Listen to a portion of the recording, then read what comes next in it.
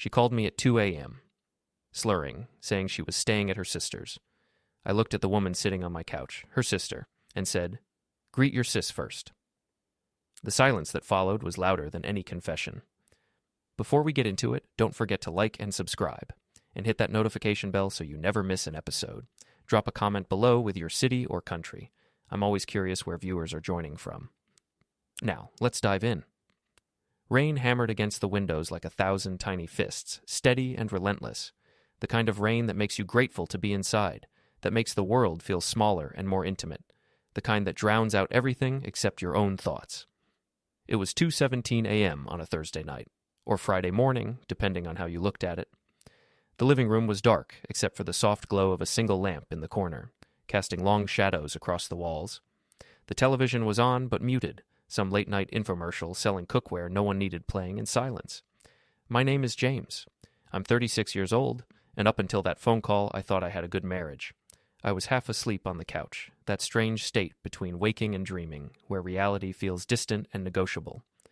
I'd been waiting up for Lauren, my wife of 8 years, though I wasn't entirely sure why anymore. It had become a habit, waiting for her to come home from her increasingly frequent late nights at the office. She worked in marketing for a tech startup downtown, or at least that's what she told me. High-pressure environment, demanding boss, big clients that required after-hours attention. I understood. I worked in finance myself. I knew what it was like when work demanded more than you wanted to give. But lately, the late nights had become later. The excuses had become more elaborate. The distance between us had grown from a crack to a chasm. My phone buzzed on the coffee table, the vibration loud in the quiet room. Lauren's name lit up the screen, along with a photo of her from our honeymoon in Greece, sun-kissed and smiling, looking at me like I was her entire world. I almost didn't answer, almost let it go to voicemail, but something made me pick it up. "Hey," I said, my voice thick with exhaustion. "Hey." Her voice came through soft, tired, slightly slurred, like she'd been drinking, like she'd been somewhere she shouldn't have been doing things she shouldn't have been doing. "Don't wait up. I'm staying at my sister's tonight."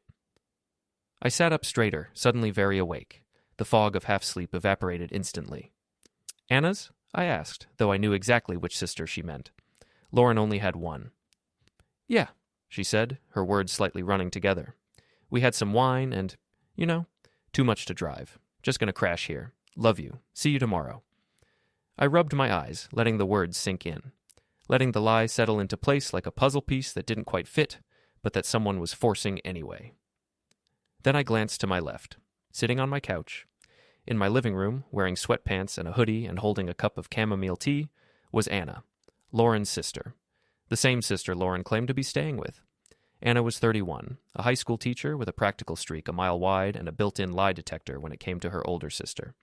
She'd shown up at my door 3 hours ago, unannounced, worried, needing to talk about Lauren's increasingly strange behavior. Our eyes met across the dim living room. Hers widened, mine narrowed. In that moment, we both understood what was happening. We both heard the lie hanging in the air like smoke. I didn't say anything immediately. Just let the silence stretch out, let Lauren think I'd accepted her excuse like I'd accepted all the others before it. Let her think she was safe. Then, slowly, deliberately, I pressed the speaker button. "Hey, Lauren," I said, my voice suddenly calm, almost pleasant. "Before you go to sleep?" I stood up and walked over to Anna, handed her my phone, looked her dead in the eye with an expression that said everything without words. Anna's hand trembled slightly as she took the phone. She stared at it for a moment, then at me, then back at the phone. I could see her processing it all. The implications, the betrayal, the moment of truth that neither of us had asked for but that we couldn't avoid now. "Greet your sis first," I said quietly. Anna brought the phone closer to her face. "Hi, Lauren," she said, her voice steady but cold. "Funny. I'm not home." Silence. Complete, absolute, devastating silence. Not the silence of a bad connection, not the silence of confusion, the silence of someone whose world had just collapsed.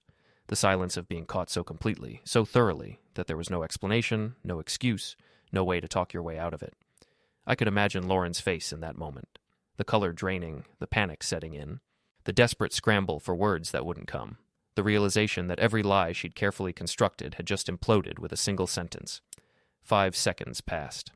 10, 15, then, click. The call ended, just like that. No explanation, no attempt to lie her way out, No frantic backpedaling, just silence, and then nothing. I stood there in my living room at 2:17 a.m., rain still pounding against the windows, holding a phone that had just confirmed what I'd suspected for weeks, but hadn't wanted to believe. Anna set the phone down on the coffee table like it was radioactive. Her hands were shaking now, her face pale. She looked up at me with a mixture of anger and sorrow and something that might have been guilt by association. "James, She started. "It's not your fault," I said quietly. I sat down heavily on the couch, suddenly feeling every bit of my 36 years plus a few more. "You didn't know. Neither of us knew for sure. But now we do." "I suspected," Anna said, her voice barely above a whisper. "God, I suspected for weeks. That's why I came here tonight. All those times she said she was with me when she wasn't. All those lies she asked me to cover for her. I kept telling myself I was being paranoid, that I was misreading things." "You weren't," I said. We sat there in silence for a long time, listening to the rain, watching the shadows dance on the walls. Two people who just had the truth confirmed in the cruelest, most efficient way possible. In that single moment, every late-night excuse finally made sense. Every "I'm at Anna's" suddenly revealed itself as a convenient alibi. Every time I'd called Anna to check on Lauren and she'd sounded confused or evasive, all of it clicked into place like dominoes falling in perfect sequence. The truth doesn't announce itself with trumpets and fanfare. Sometimes it arrives at 2 a.m. in the form of a phone call and a lie too lazy to even be convincing. "What are you going to do?" Anna asked finally. I looked at her, this woman who'd been caught in the middle of her sister's deception, who'd driven over in the rain at 11 p.m. because she was worried, who'd sat with me and talked about her growing concerns about Lauren's behavior. "I'm going to wait," I said. "I'm going to let her come home tomorrow, and then I'm going to watch her try to explain this." Anna nodded slowly. "Do you want me to leave, or—" "Stay," I said. "Please. I think I need a witness, someone who knows the truth, someone she can't manipulate or gaslight." She stayed. We made coffee even though it was nearly 3 a.m. and neither of us would sleep anyway. We sat in my living room and talked about everything and nothing, about how long the signs had been there, about the person Lauren used to be versus the person she'd become, about trust and betrayal and the slow erosion of a relationship, and the whole time, my phone sat silent on the coffee table.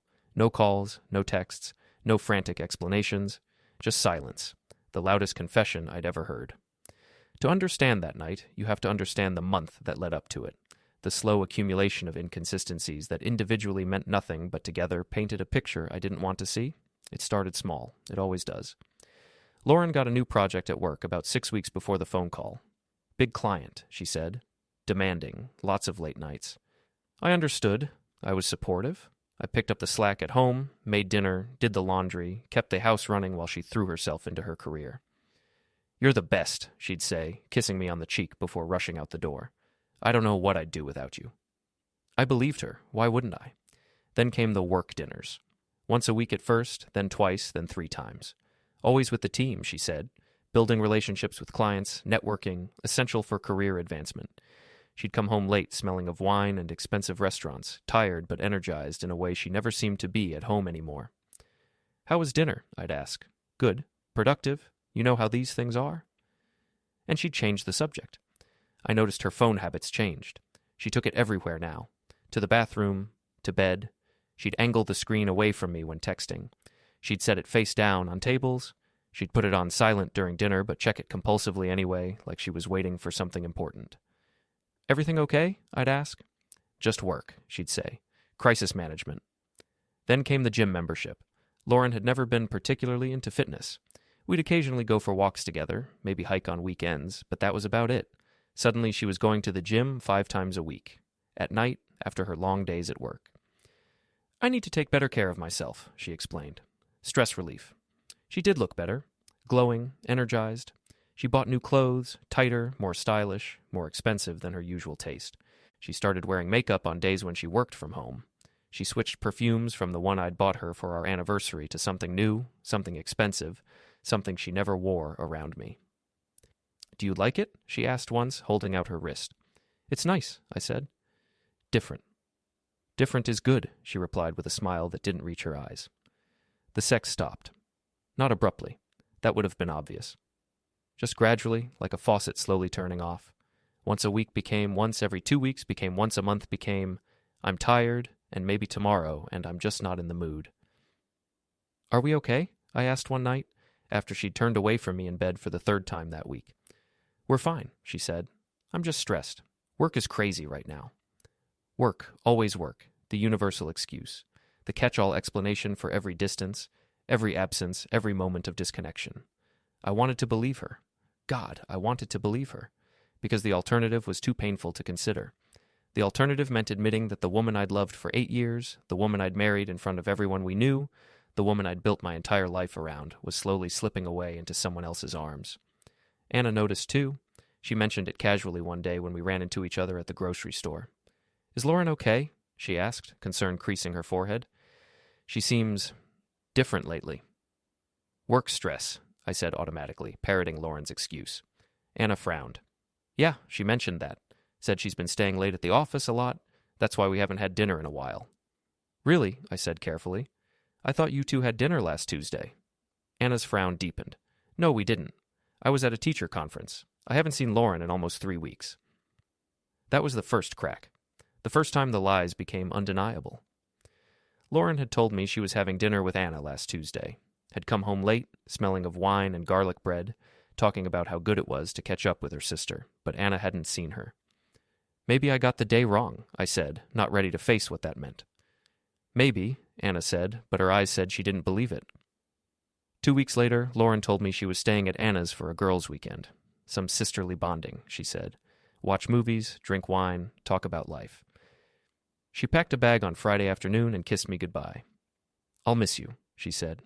"Miss you too," I replied. I called Anna on Saturday morning to see if they wanted company for brunch. "Company for what?" Anna asked, confused. "Brunch. I thought I could join you and Lauren."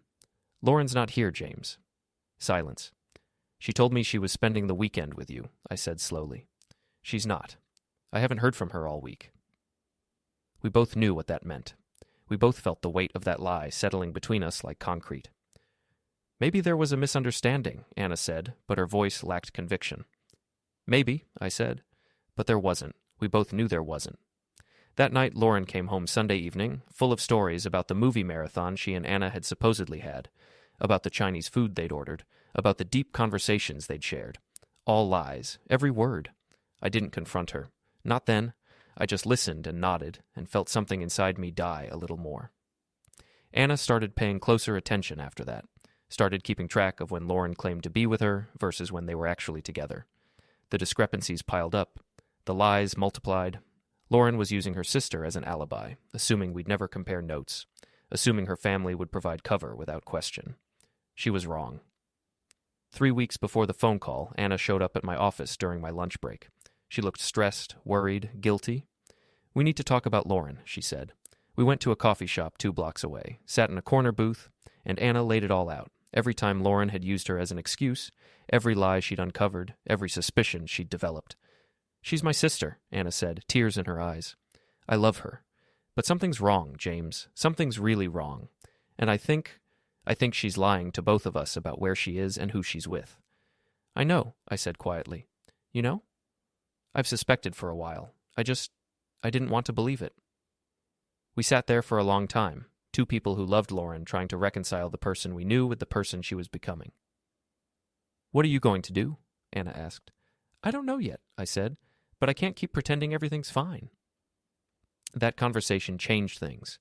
Anna and I started communicating more, just checking in, making sure we both knew where Lauren actually was versus where she claimed to be. It wasn't spying, exactly. It was just verification. The night of the phone call, Anna had shown up at my door around 11 p.m. She looked exhausted and worried. "Can I come in?" she asked. "Of course." We sat in the living room. She made herself tea. We talked about Lauren, about the lies, about what to do. Anna felt guilty for even suspecting her own sister. Felt like she was betraying family loyalty. "But lying is also a betrayal," she said. "And I'm tired of being her alibi." "So am I admitted.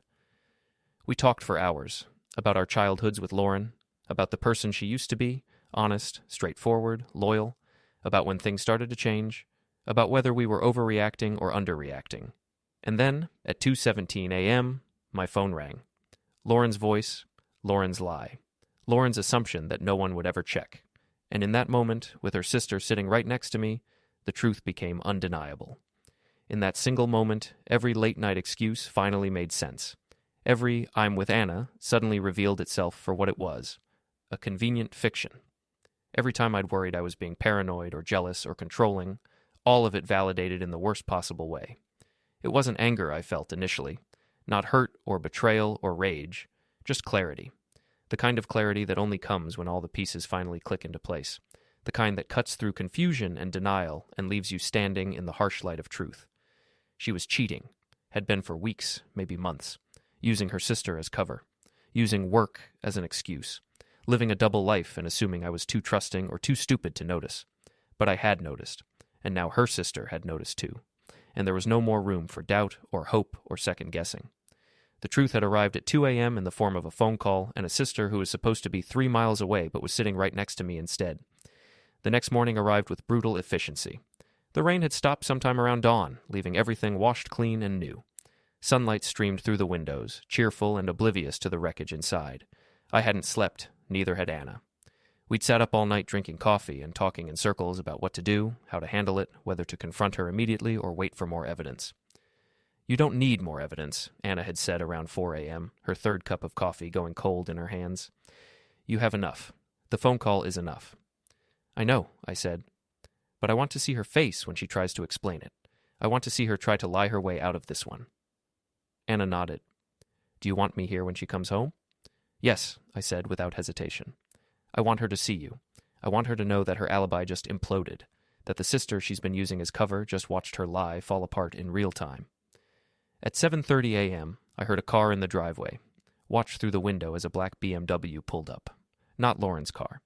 Watched as she got out of the passenger side, smoothing down her clothes, checking her reflection in the car window. The BMW drove away quickly. Didn't wait, didn't linger. I wondered whose car it was, wondered if that was him, wondered how many times he'd dropped her off while I was at work, while I was traveling, while I was trusting her. Lauren walked up to the door with her overnight bag, looking tired but composed. She was wearing the same clothes she'd left in yesterday morning, the business casual outfit she wore to the office. Her hair was slightly messy. Her makeup was smudged. She looked like someone who'd spent the night somewhere she shouldn't have been.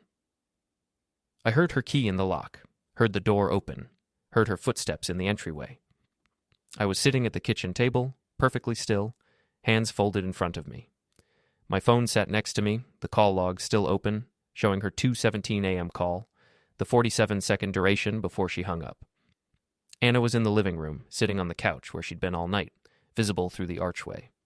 Lauren walked into the kitchen, dropped her bag by the door, and stopped short when she saw me sitting there. "Hey," she said, her voice too casual, too bright. "You're up early." "Couldn't sleep," I said calmly. She moved to the coffee maker, starting her morning routine like everything was normal, like she hadn't lied to me less than 5 hours ago, like she hadn't been caught but didn't know it yet. "How was Anna's?" I asked, my voice conversational. She paused for just a fraction of a second, just long enough for me to notice. "Good. You know how it is? Sister time, wine, and girl talk." "Sounds nice," I said. "What did you talk about?" "Oh, life, work, nothing exciting." "Did you watch any movies?" "Yeah, some rom-com. Can't even remember the name." She was still facing the coffee maker, not looking at me. "That's funny," I said.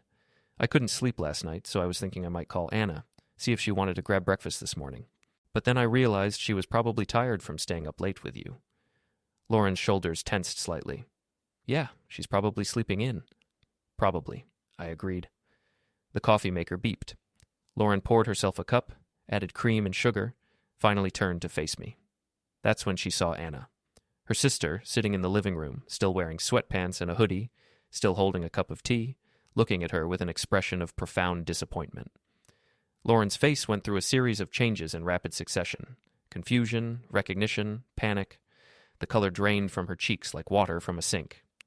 "Anna," she said, her voice barely above a whisper. "What are you doing here?"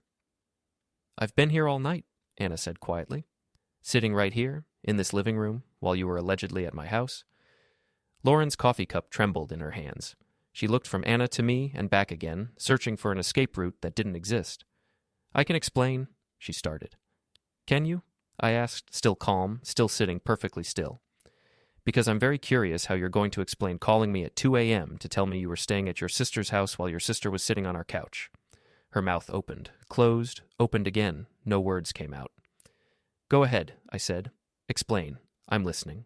We're both listening. She set her coffee down on the counter with a shaking hand. James, Where were you really? I asked. My voice was still calm, but there was steel underneath it now. Who was in that BMW that just dropped you off? Who have you been with all these nights you said you were working late, or at the gym, or with your sister? Tears started forming in her eyes. It's not what you think. It's exactly what I think, I interrupted. You've been cheating. For how long? Weeks? Months? How many times have you lied to my face? How many times have you used Anna as your alibi, dragging your sister into your deception? I'm sorry, she whispered. I'm so sorry. I never meant for this to happen. But it did happen, Anna said from the living room, her voice hard. You made it happen. You chose this, and you made me complicit by using me as your cover story. Lauren turned to her sister, tears streaming now. Anna, please. Don't, Anna said sharply. Don't you dare ask me to understand or forgive you right now. You've been lying to everyone who loves you.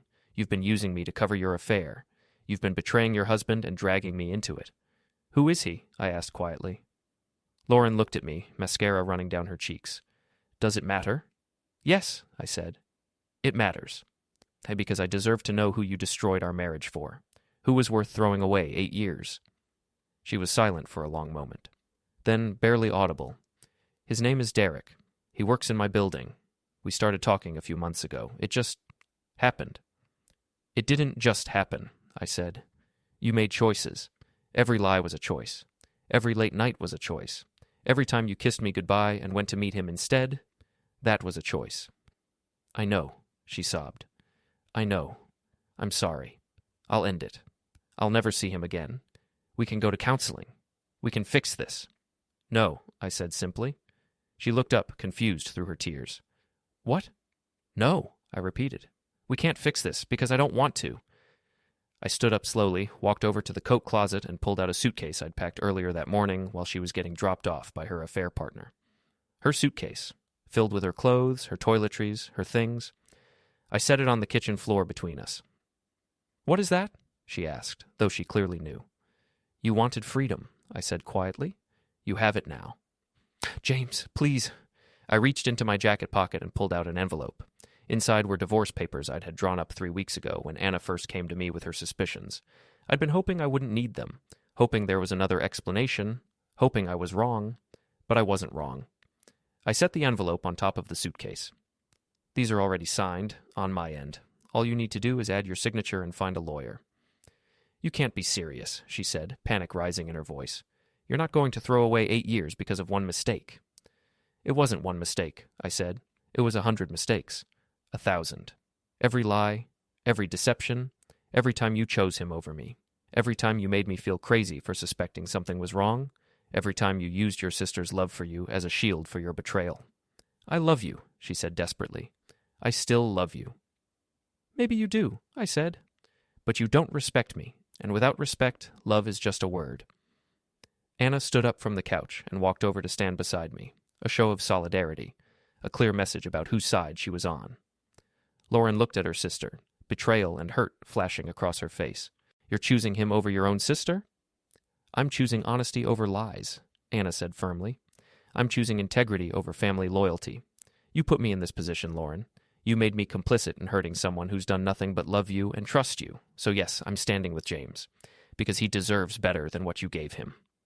Lauren's legs seemed to give out. She sank to the floor, sobbing, broken. Please don't do this. Please. I'll change. I'll be better. Just give me another chance. I looked down at her, this woman I'd loved for 8 years, and felt nothing. No anger, no hatred, no lingering affection, just a profound sense of finality. You can fake affection, I said quietly. You can't fake panic. And right now, looking at you, all I see is someone who's panicking because she got caught, not someone who's remorseful because she hurt me. I picked up my keys from the counter. You have until Monday to get your things out. After that, the locks change. Where are you going? She asked through her tears. Anywhere but here, I said. I walked to the door. Anna followed. We both paused in the doorway, looking back at Lauren collapsed on our kitchen floor. Some endings don't need closure. They just need silence, and a door that finally stays closed. I closed the door behind us. The next few weeks were a blur of lawyers and paperwork and the systematic dismantling of a shared life. Lauren tried everything. She called constantly, showed up at my hotel, sent emails, texts, letters. She begged, she pleaded, she promised to change, to end the affair, to go to therapy, to do whatever it took. But I was done. Not angry done, or hurt done, or vengeful done. Just done. The kind of done that comes from finally seeing something clearly and refusing to unsee it. The divorce was surprisingly simple. We lived in a no-fault state. No kids, no complicated assets to divide. Just 8 years of shared life that needed to be neatly separated into 2 separate existences. She got the house. I didn't want it anymore. Too many memories, all of them now tainted. I took my half of the savings, my car, my personal belongings. Everything else could be divided or sold or thrown away. I didn't care. What I learned during those weeks, Derek, her affair partner, was a senior executive at her company, married with 2 kids. When his wife found out, because of course she found out these things always come out, he was fired for violating the company's ethics policy regarding workplace relationships. Lauren was encouraged to resign as well. The company didn't want the scandal, didn't want the liability. She went from a rising star with a promising career to unemployed and unmarriageable in the span of 3 weeks. Her friends, our mutual friends, mostly sided with me once they heard the full story. Hard to defend someone who uses their sister as an alibi for an affair. Hard to justify that level of calculated deception. Anna and I stayed close. She felt guilty about her sister's actions, like she should have seen it sooner or stopped it somehow. I reminded her constantly that Lauren's choices were Lauren's choices, that we'd both been victims of her deception. "You're not responsible for your sister's mistakes," I told her one night over coffee. "You did everything right. You came to me when you suspected something. You refused to keep covering for her. You stood with the truth even when it meant standing against family."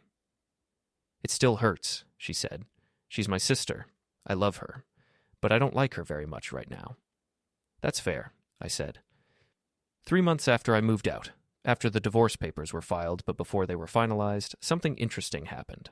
I was sitting in a coffee shop near my new apartment, a small 1-bedroom in a quieter part of town, reading the news on my phone. Anna was supposed to meet me in 20 minutes. We'd fallen into a routine of weekly coffee, just checking in, making sure we were both okay. A news alert popped up on my screen. "Local tech executive fired following workplace misconduct investigation." I clicked on it out of idle curiosity. The article was about Derek, about how his affair with a subordinate had violated company policy, about how his wife had filed for divorce, about how the board had conducted an investigation and determined he'd created a hostile work environment, about how his career was effectively over. I read it twice. Then I smiled faintly and turned my phone face down on the table. When Anna arrived, she noticed my expression. "What's that look?" "Nothing," I said. "Just the universe has a sense of timing." She didn't ask what I meant, just smiled and ordered her coffee.